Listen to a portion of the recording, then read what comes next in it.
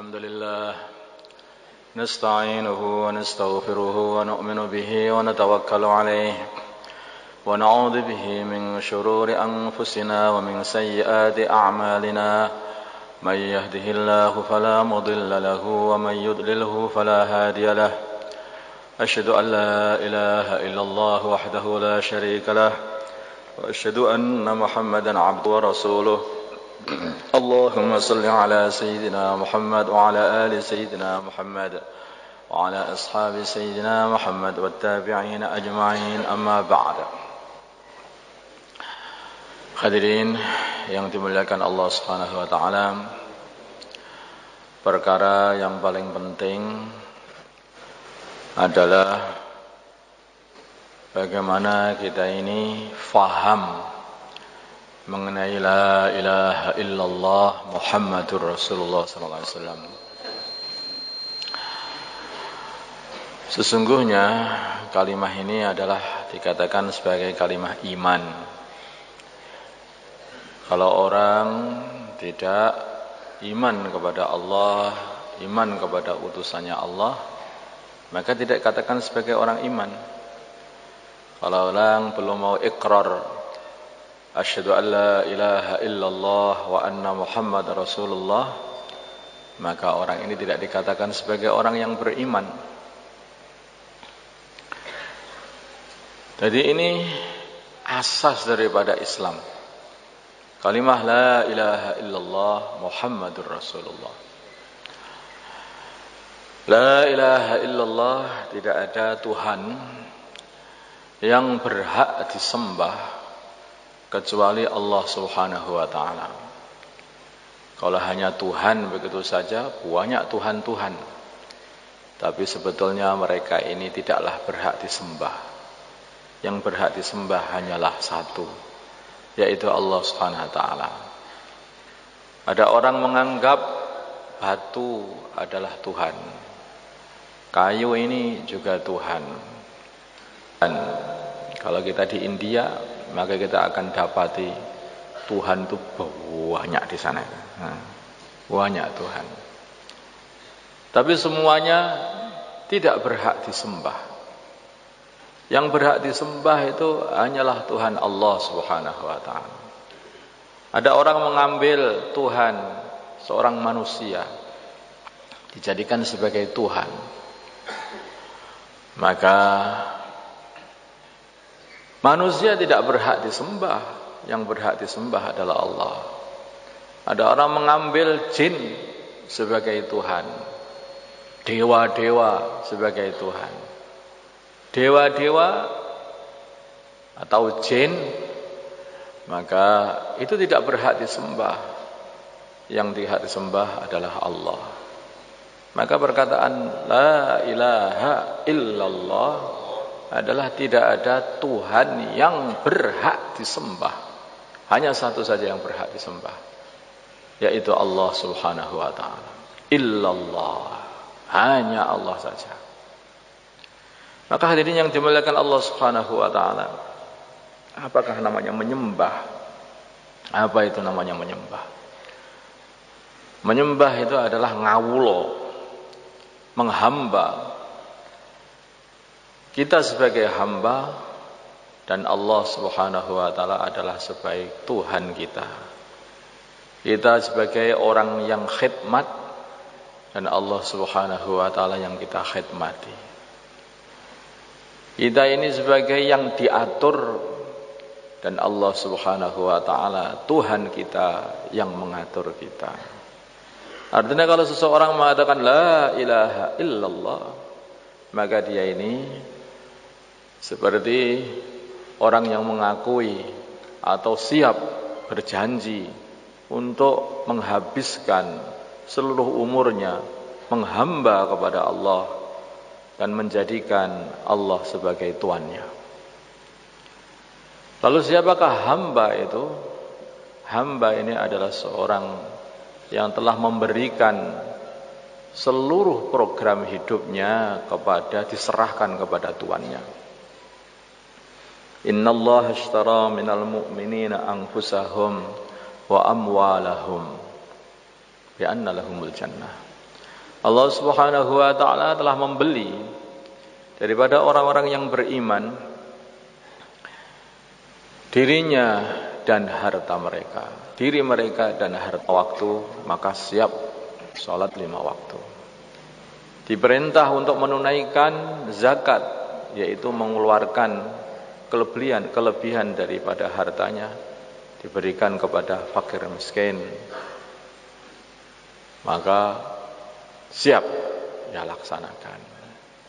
Diperintah oleh Allah Subhanahu wa taala untuk tidak makan, tidak minum 1 bulan di dalam 1 tahun, yaitu pada bulan Ramadan, maka siap. Namanya hamba. Namanya hamba. Diperintah oleh Allah Subhanahu wa taala untuk menunaikan ibadah haji yang jauh sana di negeri Mekah, maka siap mampu. Kalau kita ini sudah mengatakan la ilaha illallah, maka kita telah memberikan diri kita kepada Allah. Diri kita berikan kepada Allah. Sudah, mau diapakan terserah. Itulah maka baginda Nabi kita Muhammad sallallahu alaihi wasallam. Ketika itu beliau mengumpulkan sahabat-sahabatnya. Beliau memberi wajana sahabat. Wahai sahabat-sahabatku, janganlah kalian ini seperti sahabat-sahabatnya Nabi Musa, yang mana ketika Nabi Musa mengajak mereka untuk berjuang, malah sahabat-sahabat Nabi Musa yang mengatakan kepada Nabi Musa, wahai Nabi Musa, berangkat dulu saja sampean sama Gusti Allah. Sana perang berdua sana, juang sendiri. Nanti kalau sudah beres kami tak ikut. Wahai sahabat-sahabatku, janganlah kalian ini seperti sahabat-sahabatnya Nabi Isa. Ketika diajak berjuang, suruh berdakwah, maka sahabat saya enggak tahu, bisa. Wong saya itu ngomongnya bahasa Jawa. Ya kok moro ning Inggris. Nah, ya enggak bisa. Maka langsung sahabat-sahabatnya baginda Nabi Muhammad sallallahu alaihi wasallam, wahai Rasulullah sallallahu alaihi wasallam, perintahlah kami kemana saja. Kami siap. Walaupun itu tempat itu harus tempat yang berat, kami siap. Walaupun kita ini tidak tahu bahasanya di tempat itu, kami siap. Maka hadirin yang dimuliakan Allah Subhanahu wa taala, itu dulu orang-orang awal-awal Islam dulu pernah berkata seperti itu kepada baginda Nabi Muhammad sallallahu alaihi wasallam. Jadi ikut para sahabat itu dengan agama ini. Siap betul untuk dikirim kemana saja. Hadirin, dulu baginda Nabi Muhammad sallallahu alaihi wasallam memang ketika beliau mau Mi'raj, maka beliau ditawari 2 minuman, yaitu minuman pertama kali ada 2 minuman, yang satu adalah khamr, arak, yang satu minuman lagi adalah susu. Maka baginda Nabi Muhammad SAW ketika disuguhi 2 minuman ini, arak dan susu, maka beliau kemudian diminum. Malaikat Jibril alaihissalatu wassalam, beliau berkata kepada baginda Nabi SAW, wahai baginda Nabi, wahai Nabi Muhammad SAW, Allah Subhanahu wa ta'ala telah memberi dalam hatimu sehingga kamu telah memilih susu. Seumpama kamu tadi memilih minuman khamr, maka umatmu susah untuk diatur. Tetapi kamu telah memilih susu sehingga umatmu nanti akan mudah diatur. Seperti sekarang ini, diajak berangkat dakwah langsung siap semuanya. Ini umat baginda Nabi. Betul kan, Pak? Betul enggak? Nah, ini umat baginda Nabi kan? Bila mana kita iman kepada Allah, maka artinya Allah Subhanahu wa ta'ala, Allah Subhanahu wa ta'ala yang menciptakan langit yang menciptakan bumi, yang menciptakan langit dan isinya langit, yang menciptakan bumi dan isinya bumi, yang menciptakan malaikat, menciptakan makhluk-makhluk ini. Allah katakan, "Wa ma khalaqtul jinna wal insa illa liya'budun." Aku tidak ciptakan jin dan manusia kecuali supaya mereka ini menghamba kepada aku. Hadirin yang dimuliakan Allah Subhanahu wa taala, inilah maksud penciptaan manusia dan jin. Dan kita sebagai bangsa kita ngomong sama manusia saja. Nah, kalau kita ini diciptakan untuk menghamba kepada Allah, artinya kita diciptakan supaya kita itu mengamalkan perintah-perintahnya Allah. Dan supaya menjauhi larangan-larangan Allah. Ini diciptakan seperti itu. Di mana saja tempat. Orang pertama dari manusia, mbahnya seluruh umat manusia yang ada ini, Nabi Adam alaihissalam, diciptakan, ditaruh di surga, kemudian dikasih satu amaran, perintah. Apa perintahnya? Wala taqraba hadhihi takuna minal zalimin. Wahai Adam dan Hawa, janganlah kalian berdua mendekati pohon ini. Nah, sederhana saja. Jangan mendekati pohon ini. Fatakuna minal zalimin. Kalau kamu tidak mengikuti perintah ini, maka kalian berdua akan termasuk golongannya orang-orang yang zalim, menzalimi diri sendiri. Apakah zalim itu? Zalim itu menempatkan perkara yang bukan tempatnya. Apa maksudnya ini? Kalau perkara itu tidak diperbolehkan oleh Allah untuk dimakan, maka kalau kita makan berarti namanya menempatkan perkara bukan pada tempatnya. Zalim itu. Hadirin, di surga itu adalah milik Allah, pohon itu juga milik Allah. Hambanya namanya Nabi Adam dan Hawa diperintah, jangan kamu makan ini pohon ini punyaku. Pelajaran seperti ini supaya faham sebetulnya Nabi Adam sejak dulu diciptakan ini, sebelum diciptakan pun Allah Subhanahu wa taala berkata kepada para malaikat, inni ja'ilun fil ardi khalifah.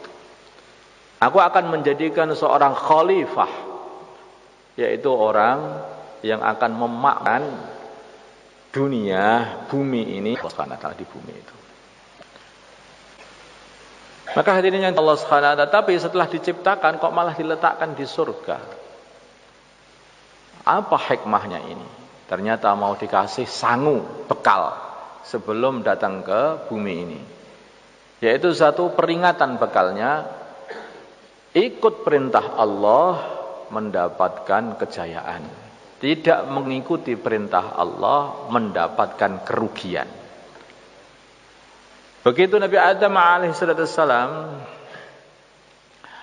makan sebagian dari yaitu pohon tadi, yaitu dari buah tadi, buah larangan. Maka merotol semuanya pakaiannya, hilang semuanya. Pakaiannya hilang sehingga beliau telanjang. Fatafiqa yahsifani. Mereka mengambil daun-daun yang ada di surga itu untuk menutupi yaitu kedua aurat mereka. Min warakil jannah. Daun-daun surga. Kok hilang? Apa yang terjadi? Karena ahli surga ini pakaiannya dari takwa. Karena ketika seseorang sudah enggak takwa, lepas semuanya pakaiannya. Maka kecuali pakaiannya adalah min qatiran. Nah, pakaian panas mendidih luar biasa. Maka hadirin yang dimuliakan Allah Subhanahu wa taala, ini adalah bekalnya Nabi Adam dibawa ke bumi. Maka Nabi Musa alaihissalam suatu kali ketika bertemu dengan Nabi Adam sallallahu alaihi wasallam, maka bapaknya umat manusia gara-gara engkaulah maka seluruh anak cucumu menjadi menderita, katanya. Seumpama engkau tidak melanggar perintah Allah sehingga engkau makan buah larangan, tentu saja anak cucu enggak seperti ini, mesti hidup enak di surga. Maka Nabi Adam alaihissalam mengatakan, wahai Nabi Musa, kalimullah, orang yang sudah diajak jagongan sendiri sama Gusti Allah. Nah, tidakkah kamu baca di dalam kitabmu, kitab Taurat, bahwa aku ini diciptakan untuk bumi bukan untuk surga? Oh iya, katanya. Ini yang cerita baginda Nabi. Baginda Nabi mengatakan, Nabi Adam mengalahkan Nabi Musa, katanya. Nabi Musa kalah dibandingkan Nabi Adam. Menang Nabi Adam. Maka hadirin yang dimuliakan Allah Subhanahu wa taala. Nah, memang buat untuk bumi, tetapi diawali, disangoni, dibekali dengan tadi kondisi seperti itu. Bahwa ikut perintah Allah enak, kok sampai melanggar perintahnya Allah hanyalah kesengsaraan. Sehingga beliau diturunkan dari surga ke turun bumi ini. Dan itu pun juga belum selesai masalahnya. Beliau harus bertaubat habis-habisan. Maka akhirnya Allah Subhanahu wa taala kasih wahyu kepada Nabi Adam alaihissalam. Fatalaqa Adamu mir rabbih kalimatin fataba alaihi. Beliau menerima wahyu dari Allah Subhanahu wa taala supaya mengatakan, Rabbana ighfir lana Rabbana zalamna anfusana wa illam taghfir lana wa tarhamna lanakunanna minal khasirin. Berpuluh-puluh tahun beliau mengucapkan itu. Berpuluh-puluh tahun. Ada yang mengatakan sampai 40 tahun beliau tidak henti-hentinya nangis seperti itu. Tidak henti-hentinya. Maka hadirin yang dimuliakan Allah Subhanahu wa taala. Nah, akhirnya Allah Subhanahu wa taala menerima taubatnya Nabi Adam alaihissalam. Menerima taubatnya Nabi Adam alaihissalam. Jadilah beliau menjadi seorang nabi, seorang rasul, membimbing anak cucunya supaya selalu taat kepada Allah Subhanahu wa taala. Selalu taat kepada Allah Subhanahu wa taala. Maka hadirin yang dimuliakan Allah Subhanahu wa taala, ini asal mulanya seperti itu, umat manusia ini. Kemudian ya gara-gara setan inilah umat manusia ini sama lupa kepada Allah Subhanahu wa taala. Hanya orang yang diciptakan sendiri oleh Allah Subhanahu wa taala yang tahu, maka tidak ada seorang pun ya ini di dunia ini yang tidak kenal mengenai surga dan neraka. Semua bayi yang baru lahir di dunia ini saja masih anak-anak kecil, anak siapa saja, orang-orang Islam atau orang-orang kafir, mesti ada tahu surga, neraka pun tahu. Itu sudah asli masuk itu dalam otak dia itu. Karena dulu mbahnya di surga. Kemudian di dunia mereka masih tahu surga neraka. Masih orang Jepang yang nggak kenal Islam tahu surga neraka. Tahu mereka itu. Mereka mesti tahu. Maka hadirin yang dimuliakan Allah Subhanahu wa taala, itulah ceritanya disangoni seperti itu supaya anak cucu Nabi Adam alaihissalam faham melihat mbahnya sendiri bahwa ternyata tidak menghamba kepada Allah hasilnya adalah kesengsaraan. Maka kalau kita melihat di dalam Al-Quran, maka mesti ceritanya orang yang menghamba dan orangnya yang tidak menghamba. Orang menghamba kepada Allah, orang yang tidak menghamba kepada Allah, dan hasilnya di situ juga. Maka Allah Subhanahu wa taala juga menceritakan ceritanya Nabi Musa alaihissalam, orang yang menghamba kepada Allah Subhanahu wa taala, dan ceritanya Firaun yang tidak mau menghamba kepada Allah padahal dia itu adalah hamba Allah tapi enggak mau menghamba Allah. Enggak mau menghamba Allah. Maka hadirin yang dimuliakan Allah Subhanahu wa taala, Nabi Musa diperintah namanya hamba supaya mendatangi Firaun, yang mana Firaun ini adalah orang yang sudah dulu-dulunya memang sudah mencari-cari Nabi Musa alaihissalam untuk ditangkap. Nah, karena Nabi Musa keluar dari Mesir setelah membunuh salah satu orang Mesir, orang Kipti. Maka mau ditangkap, mau dibunuh Nabi Musa. Kemudian dikasih tahu ada seseorang yang membocorkan, itu ada musyawarah rahasia untuk membunuh Nabi Musa alaihissalam. Maka dibocorkan kepada Nabi Musa. Orang itu mengatakan, innal mala'a ya'tamiruna bika liyaqtuluka fakhruj. Wahai Musa, ini orang-orang pembesar-pembesar para bangsawan itu lagi musyawarah pengen membunuh, cepat yang keluar saja dari Mesir. Akhirnya keluar dari Mesir. Hadirin yang dimuliakan Allah Subhanahu wa taala, ringkas ceritanya ketika Nabi Musa diangkat menjadi utusannya Allah, maka Allah perintah Nabi Musa supaya datang kepada Fir'aun. Ini suatu perkara yang aneh. Bukan aneh, sebagai perkara yang menakutkan. Kami lari dari Fir'aun, diperintah oleh Allah mendatangi Fir'aun. Bukan hanya sekedar mendatangi, tapi supaya mengingatkan Fir'aun, supaya menghamba kepada Allah SWT. Faqula lahu qawlan layyina la'allahu yatadhakkaru aw yakhsha. Kamu bicara yang lempat lembut kepada Fir'aun, moga-moga dia nanti itu mau mengambil peringatan, mau ingat dan mau takut kepada Allah. Ini Allah Subhanahu wa taala bayin hidayahnya seperti itu kepada Nabi Musa untuk mendakwai Fir'aun si zalim tadi. Faqula lahu qawlan layyina. Katakanlah wahai kamu Musa dan Harun kepada Fir'aun dengan kata-kata yang lembut. Berkatalah dengan kata-kata yang lembut. Bagaimana kalau kita mendakwai saudara Islam kita?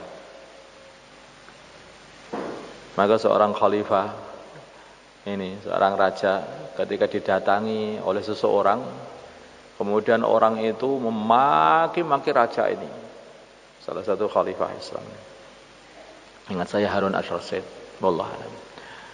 Maka dia itu mendengarkan begitu saja, sudah selesai. Kenapa kamu berbicara sama aku kok kasar sekali?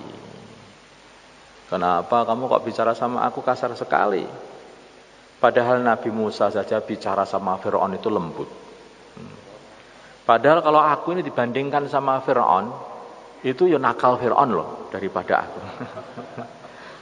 Daripada aku. Kok Nabi Musa saja sama orang nuwakal kayak Fir'aun itu saja itu lembut. Lah kamu sama aku yang gak patek nakal gitu saja kok kamu kasar.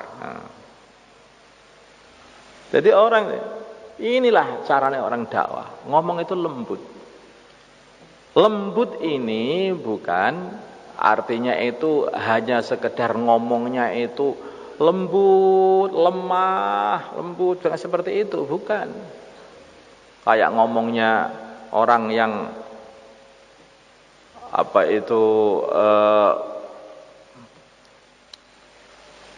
memelas begitu, enggak seperti itu maksudnya lembut itu. Jadi ya kata-katanya juga lembut, bahasanya itu arti dari bahasa itu lembut. Bukan ngomongnya pelan, Pak, kamu ke masjid ya Pak, awas nanti kalau kamu nggak masjid, tempilingi sampai. Lah ini bukan lembut, ini kata-katanya itu lembut. Tapi ini bahasanya ini suaranya tok lembut. Tapi bahasanya itu megeli wong tenan iki. Ada loh orang itu tuh. Orang itu yang lembut kelihatannya, oh bukan lembut. Itu tapi lembutnya seperti lembutnya pedang itu. Seperti jarum. Jadi bukan begitu. Kita ngomong seperti laki-laki. Alhamdulillah Pak, dari mana Pak? Nah, enggak apa-apa. Tetapi misalnya, alhamdulillah di sana ada di pengajian, monggo silahkan, kita ini kan sama saudara, monggo silahkan. Nah ini walaupun kita omong cepat, tetapi kita ini kata-kata kita itu ngerayu begitu, lembut. Jadi lembut itu kan bukan arti kok terus mendayu-dayu, bukan seperti itu. Laki-laki bicara seperti laki-laki. Nah, tetapi jangan sampai bicara yang menyakitkan hati. Nah, insyaallah ya. Nah, seperti itu. Nah, maka hadirin yang dimuliakan Allah Subhanahu wa taala. Nah, itu Nabi Musa pun berangkat. Beliau mengatakan inni akhafu ayyaqtulun wa yadhiqu sadri wa la yanṭaliqu lisani fa arsil ila Harun. Nabi Musa mengatakan saya ini takut kalau mereka ini nanti membunuhku karena mereka itu memang mencari-cari aku. Minta teman supaya Nabi Harun alaihissalam disertakan bersama Nabi Musa alaihissalam untuk menemani dalam berdakwah. Orang dakwah itu cari teman. Ada jangan sampai kita itu sambat, ya, sambat. Aku sudah lama di makalah itu, kok nggak ada yang tak ajak mau. Pernah nggak minta teman? Haruna akhi, minta kepada Allah supaya dikasih teman di dalam berdakwah ini. Bagaimana Nabi kita Muhammad SAW berdoa kepada Allah Subhanahu Wa Taala, Allahumma ayyidil Islam, Umar ibn Khattab. Ya Allah kuatkanlah Islam dengan masuknya Umar ibn Khattab, masuk Islamnya Umar ibn Khattab. Didatangkan. Nabi Harun datang menemani Nabi Musa. Sayyidina Umar datang menemani baginda Nabi Muhammad SAW. Doa, minta teman. Nanti kan dikasih teman oleh Allah Subhanahu Wa Taala. Maka hadirin yang dimuliakan Allah Subhanahu Wa Taala. Nah, apapun yang terjadi, berangkat Nabi Musa. Walaupun itu adalah perkara yang berat, maka beliau berangkat untuk menghadapi Fir'aun, mendakwai Fir'aun, dan berkata kepada Fir'aun supaya Fir'aun ingat kepada Allah lagi, dan supaya Fir'aun ini takut kepada Allah, mau menghadap Allah Subhanahu Wa Taala. Fir'aun ini penipu sebetulnya. Dia itu sebetulnya tahu kalau dia itu gak punya apa-apa, penipu. Jadi ketika Fir'aun ini mengejar Bani Israel, sedangkan Bani Israel sudah melewati lautan sana, sudah melewati lautan. Lautan dalam kondisi sudah terbelah begini. Maka dia berkata kepada tentara-tentaranya, ini loh, lihat ini, lautan terbelah. Ini karena ikut aku, ikut perintahku, terbelahlah lautan. Supaya aku bisa mengejar orang-orang yang lari itu. Penipu betul dia itu. Namanya orang zalim suka nipu. Dia penipu. Maka dia itu mengatakan juga kepada kaumnya, ana rabbukumul a'la, aku ini Tuhan kalian yang tinggi. Begitu mereka, orang-orang zalim. Maka hadirin yang dimuliakan Allah SWT, kalau dia itu penipu, orang itu kalau nipu, sebetulnya dia ini di dalam hatinya tahu mana yang benar, sehingga dia nipu. Maka begitu dia itu mau mati, ya, sudah tenggelam, maka apa yang dikatakan oleh Fir'aun? Tidak ada Tuhan, mengatakan la ilaha illallah. Aku beriman kepada Tuhannya Bani Israel.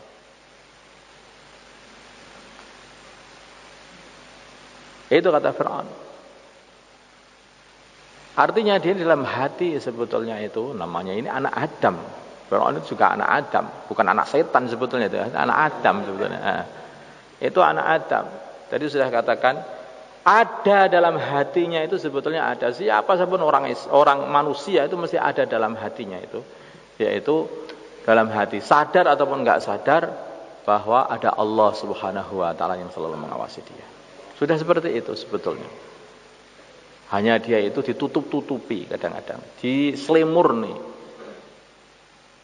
Maka hadirin yang dimuliakan Allah SWT, kembalilah. Tapi orang yang sudah seperti Fir'aun ini sudah tidak mendapatkan pengampunan karena dia sudah merasakan siksa. Sudah merasakan siksa. Maka hadirin yang dimuliakan Allah Subhanahu Wa Taala, inilah ilaha illallah, menghamba. Apa jadinya orang yang menghamba kepada Allah ditolong oleh Allah. Orang yang tidak mau menghamba kepada Allah dihancurkan oleh Allah. Demikian juga kalau kita tahu, nanti kita baca kisahnya Nabi Ibrahim alaihissalam dengan Namrud. Orang yang menghamba kepada Allah, walaupun harus dibakar, ditolong oleh Allah. Orang yang tidak menghamba kepada Allah, akhirnya dihancurkan oleh Allah. Yang mana Namrud ini dimasuki hidungnya ini oleh Allah Subhanahu wa taala, dimasukkan dalam hidungnya, yaitu satu hewan yang kecil, nyamuk yang memakan otaknya sehingga giatel otaknya itu. Semua orang suruh nempeleng. Semua orang suruh nempeleng kepalanya. Ditempeleng enggak terasa, suruh wecekin dase kakaknya. Itu enggak terasa, akhirnya dia sendiri membawa yaitu palu, dipalu kepalanya sampai mati. Dipalu-palu sendiri. Jadi kalau Allah menghendaki, cukup kirimkan satu saja tentaranya Allah, satu nyamuk saja yang langsung bisa membunuh, yaitu Namrud. Baginda Nabi Muhammad sallallahu alaihi wasallam, ya, beliau mengirimkan sahabatnya supaya memberitahu kepada Raja Persia supaya Raja Persia ini menghamba kepada Allah. Baginda Nabi hanya diperintah oleh Allah untuk menyampaikan agama. Baginda Nabi menghamba kepada Allah, Raja Persia, perasaan dia atau menipu umat manusia, mengatakan bahwa dia ini adalah keturunan matahari. Terus matahari itu kalau bapaknya, terus ibunya siapa, kok terus jadinya manusia, terus dari mana? Itu enggak ngerti. Orang kobong ya masalahnya. Bagaimana matahari bisa ngumpuli manusia kalau ibunya manusia? Maka hadirin yang dimuliakan Allah sekalian, nipunya itu terlalu ketoro gitu. Maka dia mengatakan keturunan matahari katanya. Hadirin, dia pun juga berkata seperti itu. Bagaimana seorang hamba mengatakan kepada, kok berani-beraninya mengajak aku untuk ikut dia. Maka hadirin, apa yang terjadi? Bukan hanya itu saja, bahkan Raja Persia itu mengirimkan utusan untuk menangkap baginda Nabi Muhammad SAW. Oleh baginda Nabi, tunggu dulu. Besoknya lagi baginda mengatakan, sudah selesai. Apa maksudnya? Tuhanku telah membunuh Tuhanmu, katanya.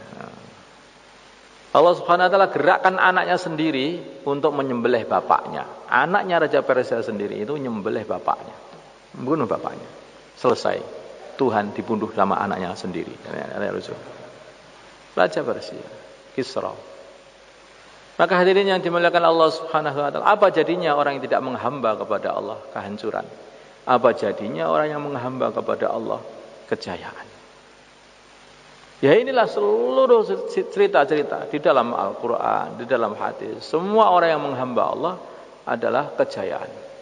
Orang yang tidak menghamba kepada Allah adalah kehancuran. Maka hadirin yang dimuliakan Allah Subhanahu wa taala, ini harus difahami betul. Kalau kita sudah mengatakan la ilaha illallah, maka kita harus paham bahwa maksudnya kita ini sudah menjadi hamba Allah yang menghamba kepada Allah, yang siap menghamba kepada Allah SWT. Kemudian Muhammadur Rasulullah sallallahu alaihi wasallam, kita harus pahami bahwa semua penghambaan kepada Allah ini kalau tidak dengan caranya Rasulullah sallallahu alaihi wasallam, maka penghambaan itu tidak akan diterima oleh Allah SWT. Tidak akan diterima oleh Allah SWT. Satu-satunya agama hanyalah agama Islam. Satu-satunya agama itulah agama para nabi, para rasul. Agamanya baginda Nabi Muhammad SAW, yaitu agama Islam. Agama Islam agamanya para nabi, para rasul, semuanya. Maka hadirin yang dimuliakan Allah Subhanahu wa taala, bagaimana agamanya Nabi Isa alaihissalam? Islam. Bagaimana agama Nabi Musa alaihissalam? Islam. Bagaimana agama Nabi Ibrahim alaihissalam? Islam. Semua agamanya para nabi, para rasul adalah agama Islam. Mereka semua menghamba kepada Allah Subhanahu wa taala. Karena Islam ini maksudnya adalah menyerahkan diri kepada Allah Subhanahu wa taala. Menghamba kepada Allah. Kalau sudah la ilaha illallah Muhammadur Rasulullah, artinya menghamba kepada Allah. Caranya dengan caranya para nabi rasul. Iyyaka nasta'in. Hanya kepada Engkau ya Allah kami menyembah. Hanya kepada Engkau ya Allah kami minta pertolongan. Kayak ini memberi isyarah. Hakikatnya kita ini kalau tidak ditolong oleh Allah Subhanahu wa taala, kita tidak bisa menyembah Allah, tidak bisa menghamba kepada Allah. Maka seorang hamba kalau sudah dikasih iman dan Islam seharusnya syukuran. Bendino beleh sapi. Harus seperti itu. Anaknya diterima menjadi pegawai negeri, beleh sapi. Anaknya diterima menjadi TNI, jadi polisi, beleh sapi. Dikasih iman dan Islam.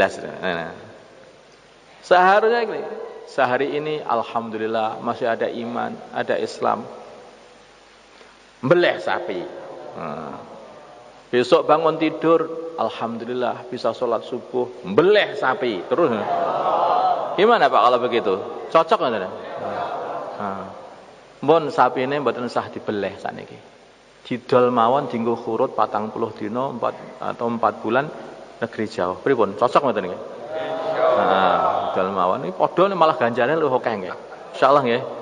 Simpen dhek mun dibeleh kriyen kok. Nggih di anu kangge insyaallah nggih. Subhanahu wa taala. Nggih. Satu-satunya jalan untuk menghamba kepada tidak diterima oleh Allah. Tidak diterima oleh Allah.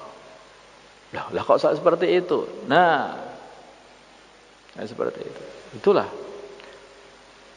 Jadi kita ini kalau pengen menghamba kepada Allah, maka harus tahu bagaimana perjalanan baginda Nabi, bagaimana ajaran baginda Nabi kepada hamba-hambanya Allah Subhanahu wa taala.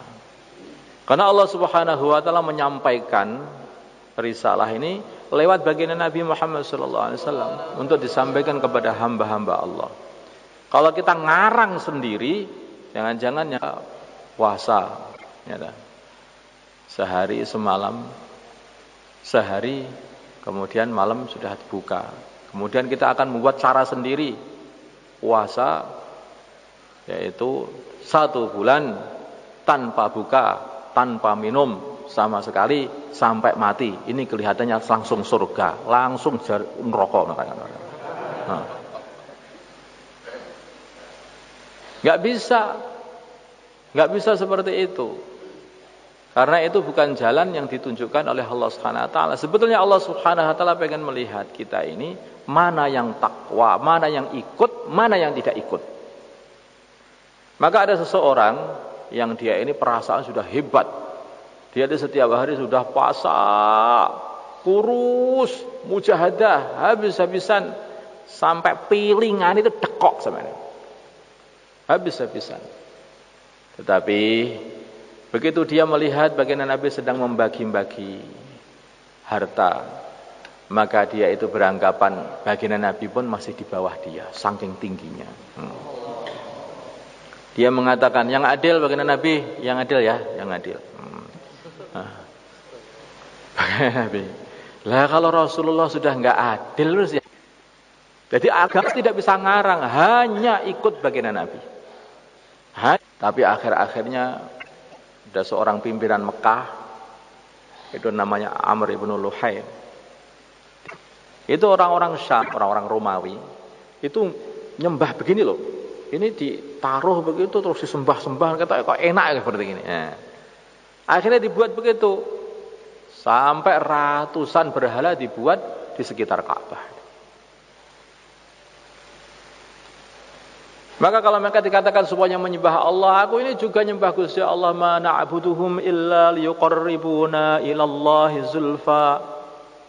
Aku tidak menyembah berhala-berhala ini kecuali supaya kami tambah dekat kepada Allah. Kami tidak menyembah berhala-berhala ini kecuali ben tambah dekat kepada Allah, supaya mendekatkan diri kepada Allah. mendekatkan diri kepada Allah tidak dengan caranya utusannya Allah yaitu Nabi Ibrahim alaihissalam, maka ya tidak bisa. Ketika datang baginda Nabi mendekatkan diri dengan cara mereka sendiri, karangan mereka sendiri, tidak mengikuti baginda Nabi Muhammad SAW, ya tidak diterima. Tidak diterima. Harus dengan cara Nabi. Itulah Muhammadur Rasulullah. La ilaha illallah Muhammadur Rasulullah. Bahwa baginda Nabi Muhammad SAW adalah utusannya Allah Subhanahu wa taala kepada kita ini untuk menyampaikan risalah, untuk memberi petunjuk kepada kita. Ini loh caranya menghamba kepada Allah. Selain cara ini, maka tidak akan diterima. Selain cara ini, tidak akan diterima. Hadirin yang dimuliakan, baginda Nabi Muhammad SAW, beliau membawa Islam ini dari Mekah dibawa ke Madinah. Sedangkan di Madinah ini adalah kondisinya masih berantakan. Orang Madinah itu berantem satu sama lain. Suku Aus, suku Khazraj, suku Aus dibantu oleh Bani Nadir, orang Yahudi. Suku Khazraj dibantu oleh Bani Quraidah, orang Yahudi. Selalu berantem, terus saja berantem, bertahun-tahun, berpuluh-puluh tahun perang, enggak ada habis-habisnya. Begitu datang Islam yang dibawa baginda Nabi itu ke Madinah, berubah. Yang berantem berubah menjadi saling kasih sayang. Gitu loh. Kalau Islam yang dibawa baginda Nabi itu mendatangkan kasih sayang. Mendatangkan kasih sayang. Sehingga orang itu rukun semuanya. Satu sama lain satu nyapa. Assalamualaikum, waalaikumsalam. Mendatangkan kasih sayang. Mendatangkan orang-orang yang akhlaknya betul-betul hebat. Maka kalau kita ini mengamalkan Islam, tapi kok malah mendatangkan permusuhan dan perpecahan, itu bukan Islam yang dibawa baginda Nabi. Tidak seperti itu. Kalau kita mengamalkan Islam, mesti akan mendatangkan kasih sayang kalau itu memang benar. Mesti akan mendatangkan kasih sayang. Karena begitulah baginda Nabi. Dulu umat bercerai-berai habis-habisan. Bercerai-berai habis-habisan. Suku sana, suku sana, suku sana saling berantem. Begitu datang Islam, saling kasih sayang. Tambah lagi, tambah lagi, tambah lagi, sampai akhirnya Mekah pun jadi satu. Semuanya menjadi satu warga, yaitu warga Islam. Satu saudara, yaitu saudara se-Islam. Maka cara inilah. Memang masih ada suku Quraisy, ada suku Quraisy, ada suku-suku yang ada di sana itu di negeri Arab masih ada, tetapi mereka semuanya itu tergabung dalam satu, yaitu Islam. Dan mereka rukun dalam Islam. Dalam Islam. Maka hadirin yang dimuliakan Allah Subhanahu wa taala, kalau kita ingin mengamalkan Islam, kita harus berpikir seperti itu. Maka maksudnya perkumpulan ini kita adalah bagaimana kita ini mengembalikan fikir alami. Fikir seperti yang dibuat sallallahu alaihi wasallam, yang diajarkan baginda Nabi kepada para sahabat-sahabatnya. Fikirnya itu bukan fikir lokal. Bukan qaumi, bukan, tapi alami. Internasional. Fikirnya itu global, seluruh dunia. Bahwa seluruh umat Islam di seluruh dunia, peci ataupun bukan, tidak pakai peci, ya, pakai surban ataupun bukan pakai, atau tidak pakai surban, pakai jubah atau hanya pakai kaos, ya toh. Celana panjang atau celana pendek, sarungan atau sora sarungan, ya. Kalau mereka itu orang Islam, ya mereka itu saudara kita, sudah seperti itu. Mereka itu saudara kita. Loh, kok golongan lagi ini? Ini sudah enggak golongan lagi ini. Ini yang ada hanyalah Islam. Siapa saja orang Islam maka itu saudara kita. Insyaallah Bang ya. Nah, ini penting itu. Kalau kita ini yaitu memahami Islam itu adalah kelompok-kelompok, maka itu pemahaman yang salah. Islam semua orang Islam, ini bukan kelompok-kelompok. Kelompok Islam ini, kelompok Islam itu sudah semua orang Islam, sudah. Ikut ibunya, mana? Ayo. Berantem semuanya. Kalau kita ini namanya orang itu berantem itu biasa. Ya kan?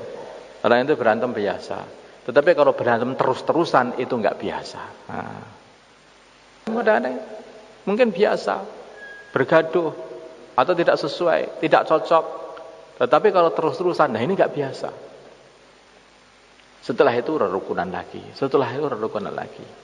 Karena manusia itu sering salah paham atau kadang-kadang memaksakan kefahamannya kepada orang lain dan orang lain harus ikut dia. Itulah akhirnya jadi berantem. Nah.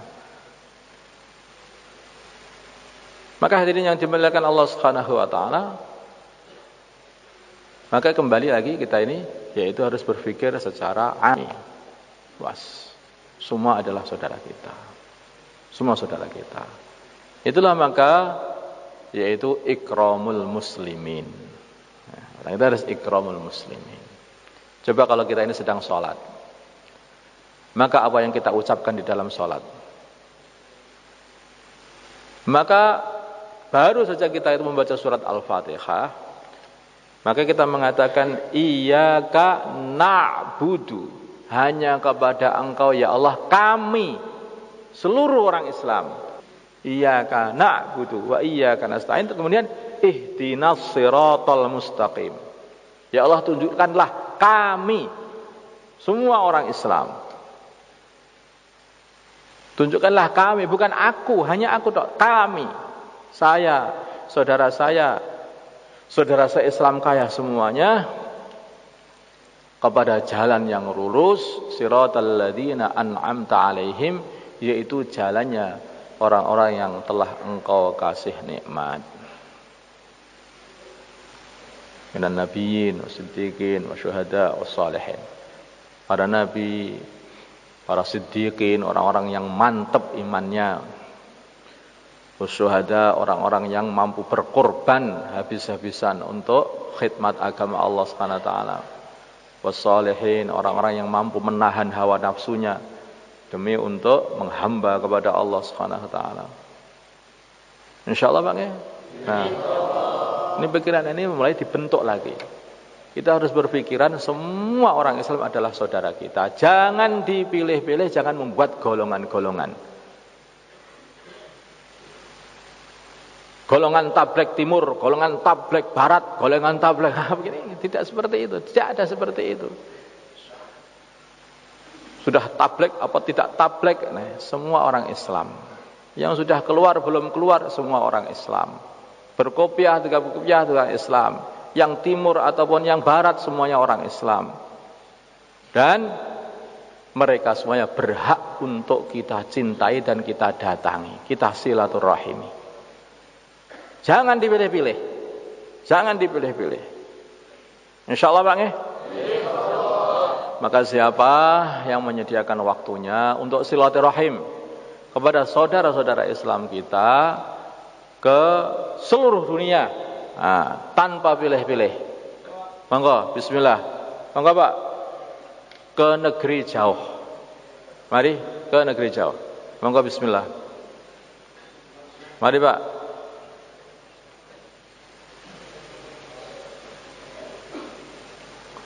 Monggo bismillah, Masya Allah.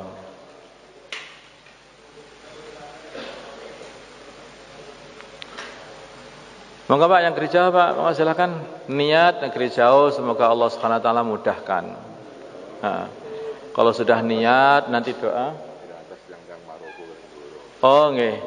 Niki tiang-tiang Maroko sampun ngrantos tiang-tiang Mboro.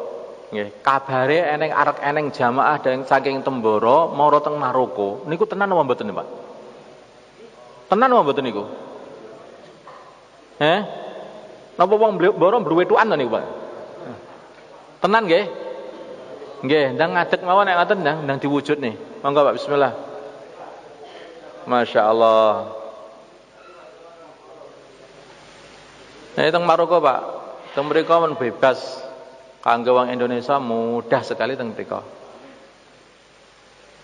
Disiapne sapine ndang didol, nah kanggo teng Maroko. Nggih, nyukuri imane. Insyaallah nggih, nyukuri imane. Alhamdulillah. Niki enten jamaah sakniki sedang bergerak teng kene Turki. Nggih, mun berangkat ya? Mun berangkat teng Turki. Sakniki niki sakderenge mantuk kudu mun enten jamaah mulai sing bergerak teng kene mika Maroko. Mengke sakderenge mantuk mun enten jamaah sing bergerak teng gone pun teng negeri-negeri teng Rusia. Oh nggih teng Rusia niki nggih minta jamaah dikirim mriko. Monggo Pak, silahkan. Insyaallah neng Rusia tafakote mboten patek kathah insyaallah. Paling tikete mbuh ngerti. Diniat kene Pak, monggo bismillah. Nggih. Bismillah monggo niat krin. Sanging niat mengke akhire dadi tenan. Tapi nek ora niat, lha piye apa ya ning wong gak niat. Teko dhewe. Kaya kriyen niku lho Pak. Adi kriyen sampean namung niat rabi ngoten mung ujug duwe bojo lho. Bar rabi niku gak patek niat, niat duwe anak ngono duwe anak dhewe ya kira-kira. Monggo Pak. Monggo bismillah Pak. Nang niat-niat niku sudah kan ketemu. Nggih.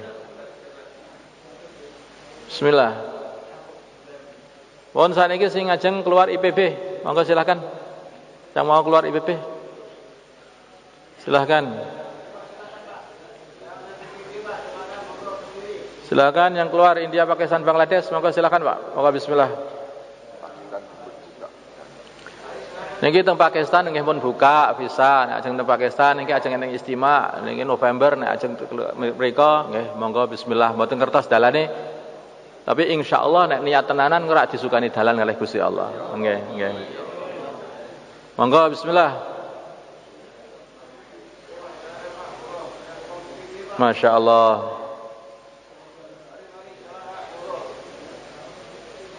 Silakan lagi yang lain.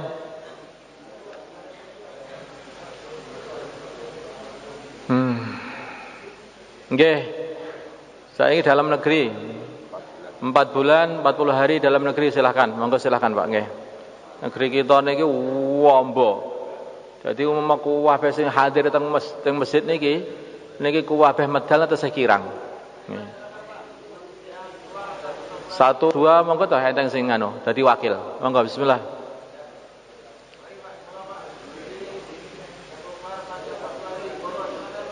Lah udan-udan ngeten kok ya medal niki. Tanah donya niki udan ngeten iki kadang udan-udane panas. Monggo, nek waktu panas mereka kok ngedak udan. Waktu udan kok medal. Lalu karepe piye to jare karepe iki? Nah. Lagi udan-udan kok ning omahe nyapa to kuwi. Panas-panas kok ning omahe nyapa to. Genten tak gantek ning ngoten niku. Kok sepi men biasane gak patek sepi ngoten lho wong ngene ndi sane wong-wong ki. Ketok ya wong akeh, ketok ya gak patek eneng to kene. Nggih. Iki sene wong iki. Monggo bismillah Pak. Gak biasane ngene iki. Eneng ngopo iki? Nggih, muga-muga entuk hidayah sedanten insyaallah.